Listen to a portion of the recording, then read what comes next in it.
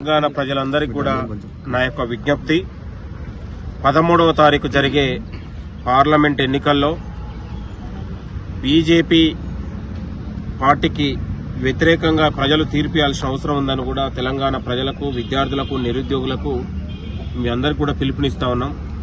ఎందుకు బీజేపీని ఓడించాలంటే ఈ దేశంలో పేదరిక నిర్మూలన రావాలంటే కాంగ్రెస్ పార్టీ అధికారంలో రావాలి. ఈ దేశంలో రిజర్వేషన్లు ఉండాలంటే కాంగ్రెస్ ఉండాలి. రిజర్వేషన్లు ఎత్తివేసే కుట్ర ఇవాళ బీజేపీ చేస్తా ఉంది. ఇవాళ పేదరిక నిర్మూలన చేయకుండా ఆదాని అంబానీలకు ఈ దేశ సంపదను దోచిపెడుతూ తెలంగాణనే కాదు ఈ దేశానికి మొత్తం కూడా తూట్లు పొడిచే ఆలోచన బీజేపీ చేస్తా ఉంది. ఇవాళ జాతీయ సంస్థల్ని ఇవాళ అనేక బిఎస్ఎన్ఎల్ లాంటి అనేక ఉన్నటువంటి ప్రభుత్వ సంస్థల్ని కూడా ఇవాళ ప్రైవేటు పరం చేస్తూ ఇవాళ ఎయిర్లైన్స్ ప్రైవేటు పరం చేశారు, బిఎస్ఎన్ఎల్ ప్రైవేటు పరం చేసే కుట్ర జరుగుతూ ఉంది. అనేక ఉన్నటువంటి ప్రభుత్వ సంస్థలను ఇవాళ సింగరేణి కావచ్చు అనేక సంస్థలను కూడా ప్రైవేటు పరం చేసి ఈ మోడీ ఇవాళ ఆదాని అంబానీలకు దేశ సంపదను దోచిపెడతా ఉంది. కాబట్టి ఈ దేశం బాగుండాలంటే ఈ దేశంలో మత స్వేచ్ఛ ఏంది ఇవాళ మానవ హక్కులకు రక్షణ ఉండాలన్నా, పౌర హక్కులకు రక్షణ ఉండాలన్నా, ఈ దేశంలో స్వేచ్ఛ సమానత్వం ఉండాలంటే కాంగ్రెస్ పార్టీతోనే సాధ్యమని కూడా ఈ సందర్భంగా పిలుపునిస్తా ఉన్నాం. ఈ దేశ ప్రజలందరికీ కూడా ఇవాళ మోడీ అనేటువంటి ఒక మానవ మృగంగా తయారై ఇవాళ దేశ ప్రజలను ఇవాళ మణిపూర్ సంఘటన చూశారు, ఇవాళ కర్ణాటకలో చూశారు. అనేక ఉన్నటువంటి సంఘటనల వెనక మోడీ ప్రమేయం ఉంది. ఇవాళ మోడీ ఓట్లు కావాలి తప్ప దేశ ప్రజలకు హక్కులు కాదు, హక్కులు ఆయనకు గుర్తు రావట్లేదని కూడా ఈ సందర్భం గుర్తు చేస్తారు. తెలంగాణ రాష్ట్ర ఏర్పాటును వ్యతిరేకించినటువంటి మోడీ తెలంగాణకు ఒక్క నిధులు ఇచ్చిండా, ఒక ఐఏఎం ఇచ్చిండా, ఒక ఐఐటి ఇచ్చిండా, లేకపోతే ఇచ్చినటువంటి ఎయిమ్స్ కు నిధులు ఇచ్చిండా, ఒక జాతీయ ప్రాజెక్టుకు జాతీయ హోదా ఇచ్చిండా?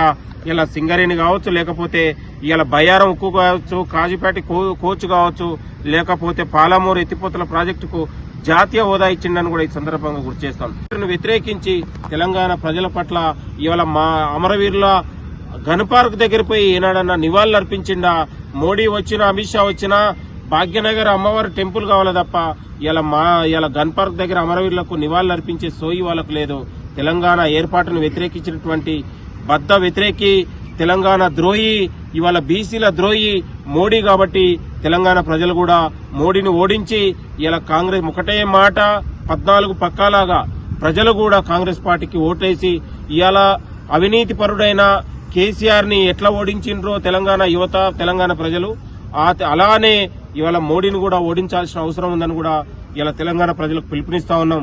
ఇలా పోరాటాలకు, ఉద్యమాలకు ఒక విజ్ఞానానికి మారుపేరుగా ఉన్నటువంటి ఉస్మానియా యూనివర్సిటీ వేదికగా ఇవాళ తెలంగాణ యువతకు, విద్యార్థులకు, నిరుద్యోగులకు ఒకసారి మోడీ మాయలో పడొద్దు, ఇలా ప్రశాంతంగా ఉన్నటువంటి తెలంగాణ మధ్య చిచ్చులు పెట్టొద్దు. ఇవాళ మోడీ వస్తే మళ్ళొకసారి తెలంగాణ చిచ్చులు పెట్టి మత కలవలకు వేదికలాగా ఇవాళ ముస్లిం హిందువుల మధ్య గొడవలు పెట్టి వాళ్ళు ఇలా ప్రజల్ని వేరు చేసే ప్రయత్నం చేస్తా ఉన్నారు. కాబట్టి హిందువులు కూడా మోడీని ఓడించేందుకు ప్రయత్నం చేయాలని కూడా కోరుతూ ఇది హిందూ ముస్లింల కలయికనే తెలంగాణ, ఈ అన్నదమ్ముల్లో ఉన్నటువంటి తెలంగాణ విడదీసే ప్రయత్నం జరుగుతూ ఉంది. కాబట్టి మోడీని ఓడించాలి. ఇలా దేశ భద్రత కోసం, దేశ ప్రజల ఐక్యత కోసం ఇలా భారత్ జోడో యాత్ర గాని, నాయక్ జోడో యాత్ర గాని చేసి దేశ ప్రజల మన్నలు పొందినటువంటి రాహుల్ గాంధీ నాయకత్వాన్ని బలపరచాల్సిన అవసరం ఉంది. ఇండియా కూటమిని బలపరచాల్సిన అవసరం ఉంది. ప్రజలారా ఒకసారి ఆలోచించండి. ఇవాళ రిజర్వేషన్లు ఎత్తేసే కుట్ర జరుగుతూ ఉంది. ఇవాళ ఎస్సీ, ఎస్టీ, బీసీల వ్యతిరేక ఎవరైనా ఉందంటే అది బీజేపీ. కాబట్టి దేశ ప్రజలు కూడా ఆలోచిస్తారని కూడా కోరుతా ఉన్నాం. మీరందరూ కూడా ఆలోచన చేసి ఇవాళ ఒక 14 సీట్లలో కాంగ్రెస్ పార్టీకి, ఇండియా కూటమికి ఓటు వేసి మీరు మళ్ళా కేసీఆర్ ఇచ్చినటువంటి వ్యతిరేకంగా ఇచ్చిన తీర్పులాగానే కాంగ్రెస్ కి ఇవ్వాలని కూడా కోరుతా ఉన్నాం. ఇవాళ మోడీ వస్తే తెలంగాణ ఆగమవుతుంది, దేశం ఆగమవుతుందని ఆలోచన చేయాలని కూడా కోరుతా ఉన్నాం.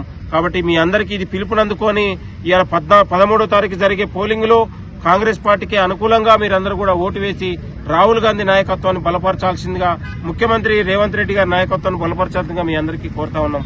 Thank you.